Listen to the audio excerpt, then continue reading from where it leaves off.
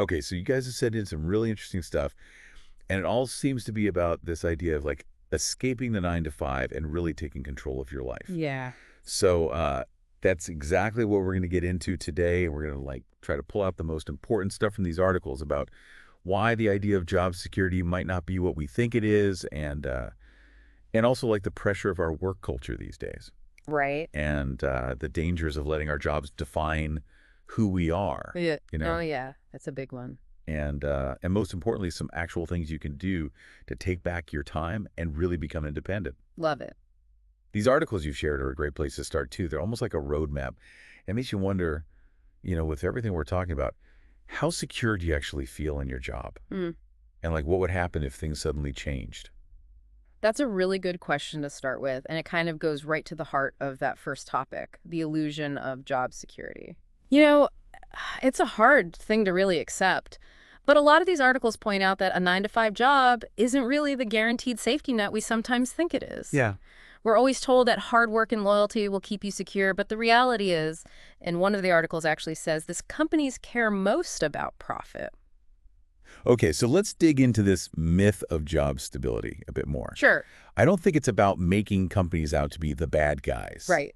But as these articles say, their main goal is to make money. Yeah. And what's interesting is that the articles talk about how this focus on profit can sometimes lead to decisions that hurt employees in the long run, even if it helps the company right now. Hmm. Yeah. It's not always intentional, though. Yeah. It's more about how a lot of companies are structured. I see.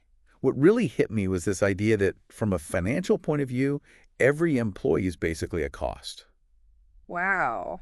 It sounds kind of harsh, It does. but it's a basic truth about how businesses work. It's true. And that leads to what your sources call the dependency trap. Oh, yeah. That fear of losing your income, especially when things like healthcare and retirement are tied to your job. Uh-huh. It can keep people stuck in jobs they don't like or even hate. Absolutely. It makes it feel way too risky to even think about other options. It's like golden handcuffs, right? Exactly. You're not happy, but losing those benefits is even scarier. Totally. And then there's the fact that raises often don't even keep up with the cost of living. Ugh, tell me about it.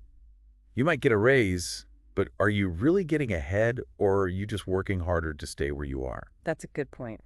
So the articles then talk about how people can start to take back control. Which is encouraging. It's not about feeling helpless, it's about taking charge. Yes. One important thing they say is to build savings and investments that are separate from your job. Makes sense. This gives you a safety net if you lose your job. Totally. And they also talk about learning skills that can help you become independent, Like what kinds of skills? like maybe using your skills to freelance or starting a side hustle, or even learning completely new skills that are in demand.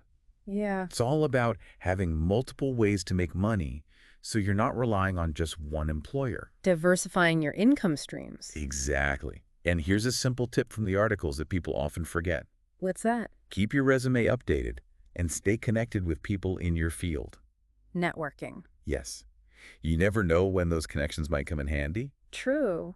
Being proactive instead of waiting till you need it can make a huge difference. It's like you're taking charge instead of waiting for things to happen. Exactly. Speaking of taking charge, the articles then get into the bigger pressures of today's work culture, which is what we call the slavery of the modern work culture. That's a pretty strong statement. It is. What exactly does that mean? Well, one thing they talk about is this always-on mentality that's become so common. And it's interesting how technology, which was supposed to give us more flexibility, has actually made it harder to disconnect. How so? It's like we're always expected to be available. Yes. Emails, instant messages, virtual meetings, they've all blurred the lines between work and life. Yeah, especially with more people working from home. Right. The office used to be a separate space, but now it's everywhere. And there's this pressure to always be responsive, to go above and beyond what's asked of you. Right, like it's expected now. But the articles ask, who really benefits from all this? Good question. Is it actually making people happier and healthier, or is it just helping the company? I think that's debatable. And that brings us to the whole idea of hustle culture. Ah, yes. There's this idea that working really hard all the time is the key to success. The grind never stops. But these articles warn about the dangers of overwork and burnout. Yeah, you can't just work nonstop. They also point out that the most successful people often use resources, systems, and partnerships to their advantage instead of just trying to outwork everyone. They work smarter, not harder. Exactly. It's not about being lazy. It's about using your time wisely. Time is precious. And the articles also talk about some more subtle, maybe even manipulative things that happen in work culture, Oh, like what? like promotions that come with a ton more work and responsibility, but no real increase in freedom, Oh, yeah. or using fear to keep employees from speaking up or looking for other jobs. Make you feel stuck. And then there's the whole "we're a family" thing.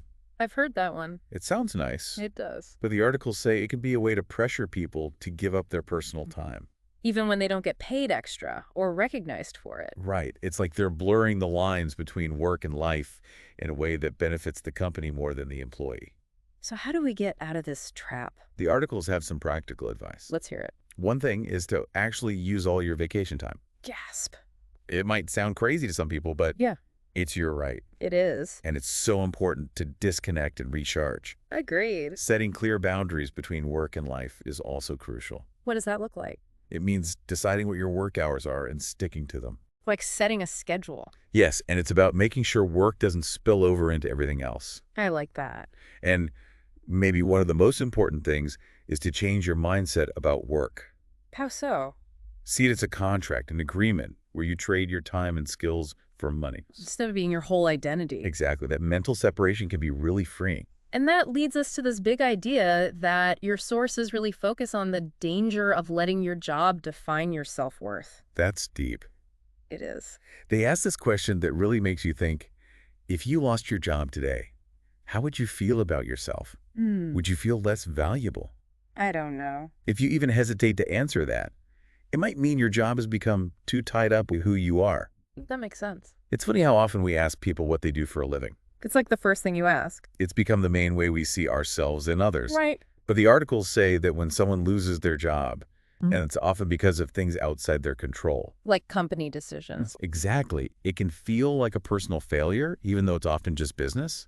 That must be tough. And that feeling of failure can be really damaging. Definitely. The articles say that our true self-worth should come from the things we do outside of work. Our hobbies, our relationships, our values. Exactly. The things that make us who we are, not just what we do for a living. And when we let our work define us, it can hurt other parts of our lives too. In what way? Well, we might start neglecting our relationships, our health, our hobbies, Yeah. all because we're so focused on work. You know, it's that feeling of being lost when you're on vacation. Oh, yeah. Like you don't know what to do with yourself because you're not being productive. Like you need to be working. And the sources even say that sometimes what looks like workaholism People who work all the time. could actually be a way of avoiding other parts of life that are harder to deal with. Interesting. So how do we separate our identity from our job? Give us the steps. Well, the advice here is pretty straightforward. Right. Find hobbies that have nothing to do with work or making money. Things you just enjoy doing. Exactly. And build relationships with people outside of work. People who like you for you. Yes. And the articles suggest actually writing down a description of yourself without mentioning your job. Wow, that's a good one. It forces you to think about who you are beyond your job title. I like that. And finally, the material you shared talks about a practical escape plan for reclaiming your time in life. Practical is good. The main message is that if you don't set boundaries, other people will, Mm-hmm. and they won't have your best interests in mind. So we have to set our own boundaries. Exactly. Mm. And that means setting specific work hours and sticking to them. Like a work schedule again? Yes, it's about making sure work stays in its place. Containing the chaos. And it's so important to disconnect from work outside of those hours. Put the phone down, close the laptop. Yes, resist the urge to check emails and messages. Give your brain a break.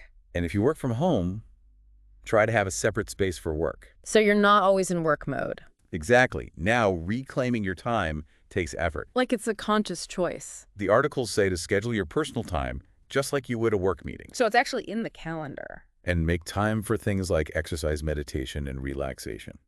Self-care. Yes, it's crucial for preventing burnout. And learning to say no is huge. To extra work requests, Yes, especially if they don't fit with your goals or your boundaries. it's about realizing you have limits. You can't do everything. And it's okay to say no without feeling guilty. I need to practice that. Now, ultimately, becoming more independent means building financial security. Being able to stand on your own 2 feet. That's right. And that might mean finding ways to make money outside your main job. Side hustles. Yes, like freelancing investing, starting an online business. Multiple income streams. It's about having options, so you're not stuck in a job just for the money. Freedom. And it's also about being aware of your spending habits. Where's the money going? Cutting back on unnecessary expenses can help you save more. And that gives you more freedom. And finally, investing in developing valuable skills can lead to more flexible and maybe even higher-paying jobs in the future. So always be learning. Now, all of this leads to the 7-day challenge to take back control that your sources talk about. No, tell me more. It's a set of actions you can start doing right away. Love that. The first thing is to set those clear work-life boundaries we've been talking about. Boundaries are key. Then, you need to figure out how much time you actually have outside of work. So track your time. Yes, and see if any work tasks are creeping into your personal time. Sneaky work. The third step is to find a skill you can improve or a side hustle you can explore. So start thinking about your options. Even just doing some research is a good start. Taking that first step. And lastly, you need to practice saying no to extra work demands. Oh, that's a hard one. It's about sticking to your boundaries and protecting your time. Without the guilt. And that brings us to the final challenge from your sources. Okay, what is it? If your job were to disappear tomorrow, who would you be? Wow, that's deep.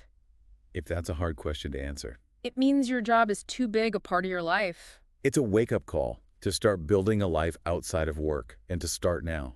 Don't wait. It really makes you think, doesn't it? It does. What one thing can you do today, right now, to start taking back your time, your identity, and your life? That's the question. That's what we want you to think about. And that wraps up our deep dive. Thanks for joining us. See you